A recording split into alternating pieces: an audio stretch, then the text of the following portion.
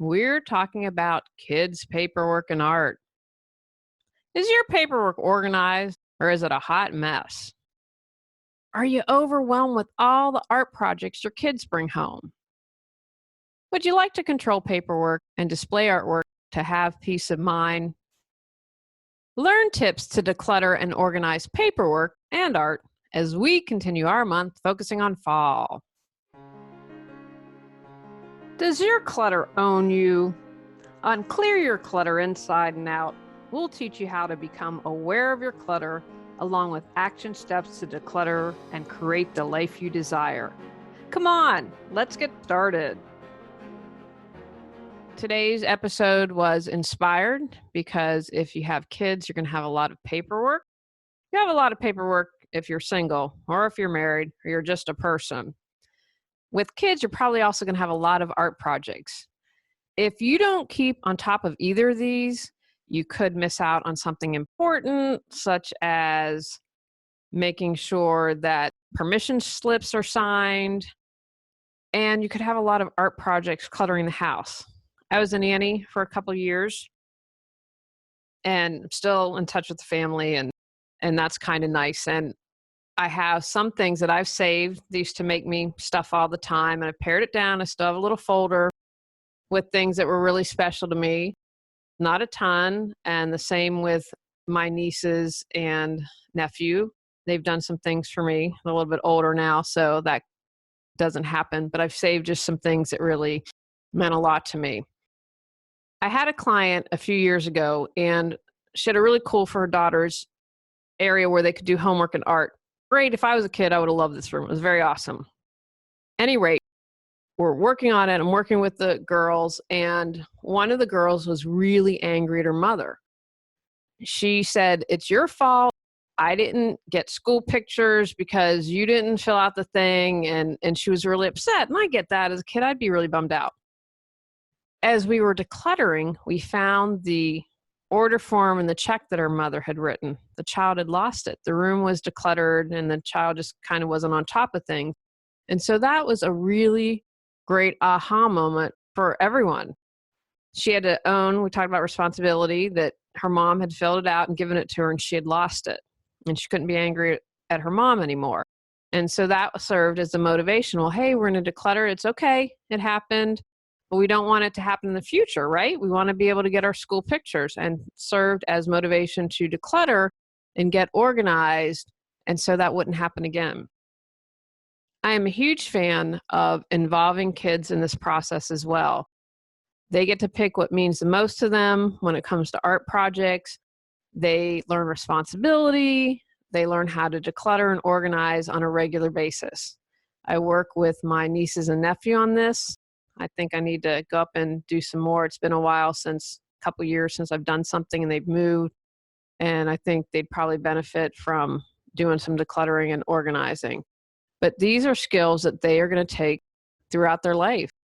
I have worked with clients who have basements full of stuff because they haven't learned the skills. No one taught them how to let go of things. No one taught them how to organize it. And there's no right or wrong here, but these are valuable lessons that you can teach your kids that if they learn now, they will support them the rest of their lives.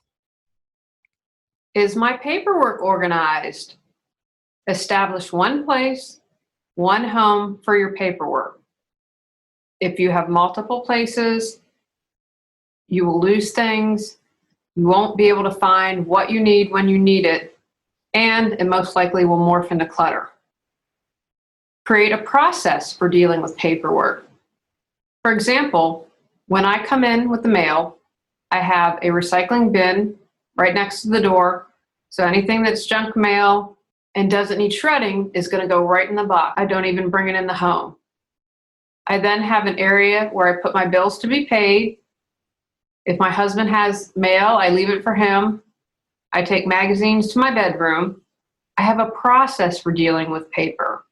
It's going to be different for everyone. You need to find a system that works for you. Always take the time to refile. That pile can easily grow. Take a few minutes at the end of the day, and if you have a busy week, take 10 minutes during the weekend before you've gone to Starbucks to get your coffee Commit to decluttering and being organized and dealing with your paperwork. I did a section on filing for children. You might want to refer to that. It's important that you have a filing system set up. There are good tips there that you can listen to, but establish a system for filing. Make sure that you are maintaining. If we maintain everything and spend a few minutes each day or at the end of the week, then it doesn't become this huge project that needs to be tackled. What's most important is finding a way to organize your paperwork that works for you. Here are some suggestions. You can use an accordion file. I love these things. I have one that's portable. I keep our important paperwork in there. But as you can see, you can set up labels. So you could have sections for permission slips, classes, after-school activities. This particular one is great because it's portable. I'm a firm believer in doing what works best for you. I think it's absolutely okay to have something like a portable file to deal with your kids' schoolwork, and then at the end of the week, you file everything if it needs to move on to a more permanent file. Some people might disagree with that and think that that makes extra work. It's been my experience with many parents that there are things like permission slips, class lists that make sense to have easily accessible. So an accordion file is one option. You could also have a shelf with containers that you label with each child's name. You could repurpose a bookshelf and put containers with the kids' names. And for younger kids, put a picture. After school, when they come in, they can empty their backpacks, add their homework that you need to check into the container. If you need to add something to the calendar, do that and then return the checked homework to the container. You could also have a large clip that you put on the fridge, one clip per child. Children can place important papers that you need to review. When it's completed, return the paper to the backpack. You could also use a binder. You could use files. In another section I use this, I'm a fan of the incline filing system. This is what I have on my office desk. That way you could have a file for each child or for permission slips, homeroom, extracurricular, after school activities, permission slips, and with an incline, you can see everything, all 6 or 7 files that are labeled. So that's something that's really easy. Our affirmations for decluttering support you in releasing clutter at a deeper level. The meditation begins with focused statements on releasing clutter, followed by powerful positive affirmations for healing, and end with completion statements. The affirmation concludes with a reaffirming meditation exercise to fill where clutter was released. 9 clearing clutter affirmations to choose from. Go to reawakenyourbrilliance.com to learn more. I'm also a fan of having an action folder as well.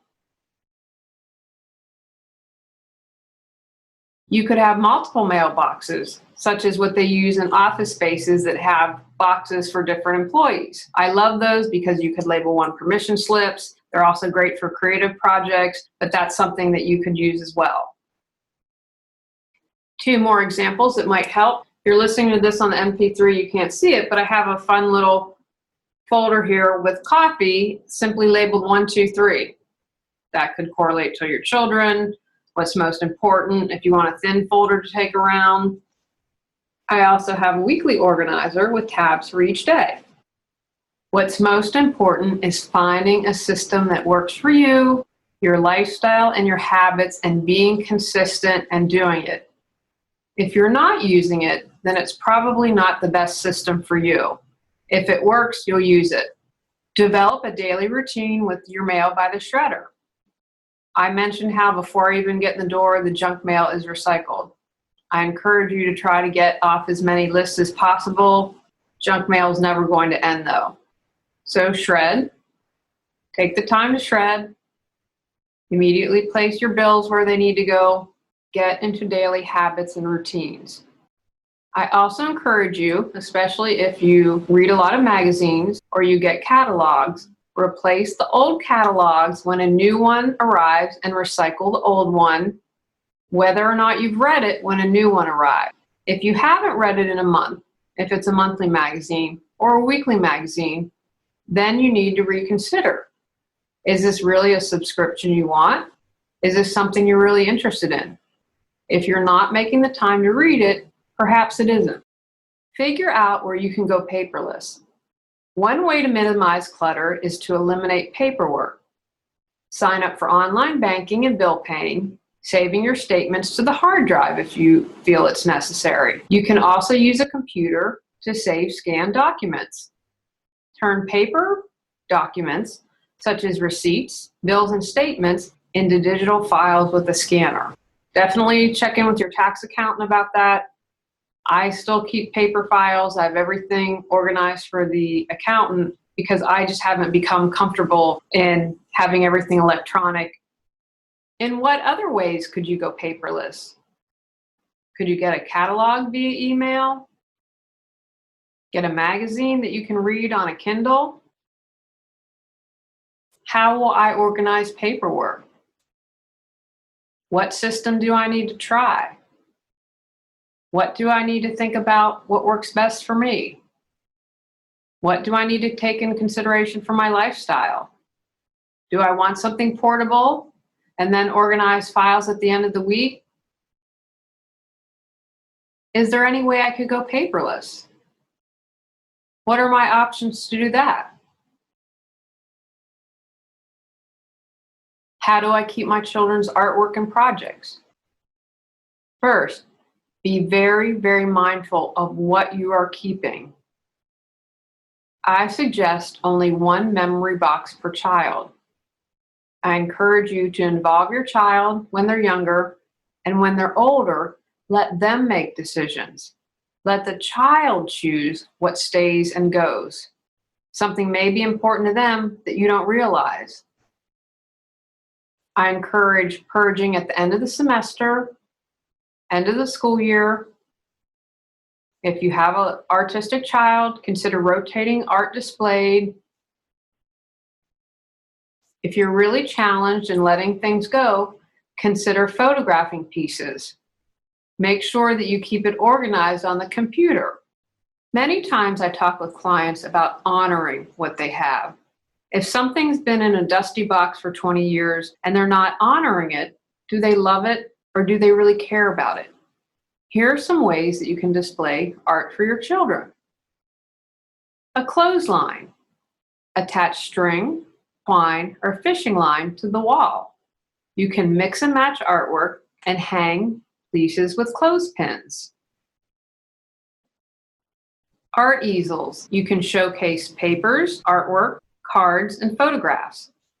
Stand a piece of foam board or cork board and clip the art. You can use display rails. Attach to the wall and grip papers from the top.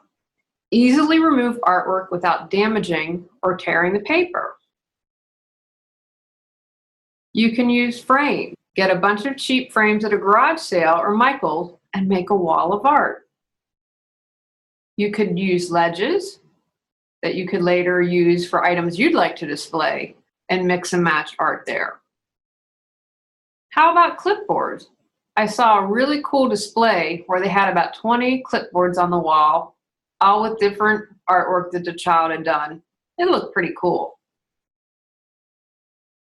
You could have a chalkboard or use chalkboard paint and have your child recreate something new every day, or hang artwork there. There are also lots of fun wall decals that you can purchase and display artwork. You could create a photo book or take pictures and create a digital photo book. With the Archive, and that's ARTKIVE, you can make a book, capture electronically, organize, and celebrate your kids' creativity while honoring it and not creating clutter. How will I display my child's art? What would I like to try? How often will I purge art? How can I include my child in the process? Do I need to purchase anything to display art? Or would I prefer to try something digital or create a book? How will I get in the habit of going through the memory box and artwork on a regular basis? Take actions from today's podcast. Decide how you can best organize your kids' paperwork. Select where you can go paperless. Figure out where you could eliminate paper. Create a routine for going through paperwork. Choose what artworks you will keep. Involve your kids in purging and deciding what to keep. Decide how you would like to display artwork. Photograph any artwork you would like to release. Organize photos on your computer. Create a maintenance plan for kids' art. In our next episode, we're talking about feeling energy. Go out, clear the clutter to create the life you choose, deserve, and desire. Clearing your clutter allows you to share your gifts with the world. Get your free self-assessment to discover your clutter priority at reawakenyourbrilliance.com. If you've enjoyed Clear Your Clutter Inside and Out, please rate, review, and share us.